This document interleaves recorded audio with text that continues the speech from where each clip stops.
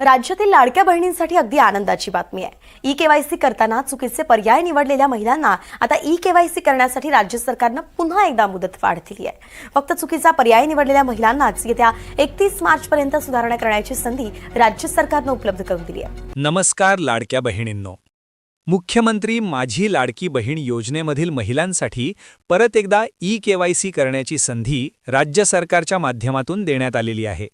या संदर्भात अखेर आज शासन निर्णय म्हणजेच जी.आर. जारी करण्यात आला आहे। या जी.आर.मध्ये नेमकं काय नमूद आहे प्रत्येक महिलांनी आवर्जून पाहिलं पाहिजे, कारण संपूर्ण आणि सविस्तर माहिती या जी.आर.मध्ये देण्यात आलेली आहे। ई-केवायसी करण्याची शेवटची तारीख काय आहे याबाबतची माहिती देखील या जी.आर.मध्ये स्पष्टपणे नमूद करण्यात आली आहे। मुख्यमंत्री माझी लाडकी बहीण योजनेअंतर्गत ई-केवायसी करण्याची संधी उपलब्ध करून देण्याबाबत महाराष्ट्र शासनाच्या महिला व बालविकास विभागाअंतर्गत दिनांक 6 फेब्रुवारी रोजी हा जी.आर. घेण्यात आलेला आहे। आता ही माहिती व्यवस्थित समजून घ्या। मुख्यमंत्री माझी लाडकी बहीण या योजनेअंतर्गत पात्र लाभार्थी महिलांनी दिनांक 31 जानेवारी 2025 पर्यंत आधार ऑथेंटिकेशनद्वारे ई-केवायसी प्रक्रिया पूर्ण केलेली आहे। परंतु ही प्रक्रिया पूर्ण करताना काही लाभार्थी महिलांकडून पर्याय निवडताना चूक झाल्याचे निदर्शनास आले आहे।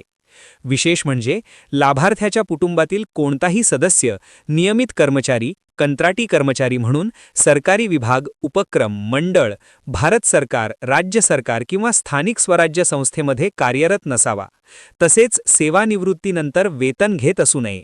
याबाबतचा पर्याय निवडताना अनेक महिलांनी चुकीचा पर्याय निवडलेला आढळून आला आहे।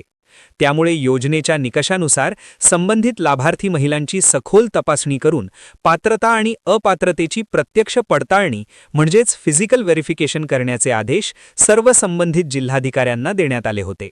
मात्र लाभार्थ्यांची पडताळणी जलद गतीने करण्यासाठी ऑनलाईन ई-केवायसीमध्ये पुन्हा एकदा सुधारणा करण्याची संधी द्यावी अशी मागणी मोठ्या प्रमाणावर लाभार्थ्यांकडून केली जात होती। त्यानुसार आता ई-केवायसी करण्याची परत एक संधी देण्यात आलेली आहे। आता इथे महत्त्वाची गोष्ट समजून घ्या।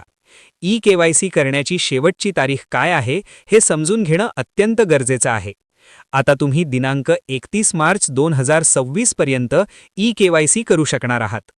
ई-केवायसी करताना जो पर्याय पूर्वी चुकीचा निवडला गेला होता, त्या चुकीमुळे अनेक महिलांचे पैसे बंद झाले होते।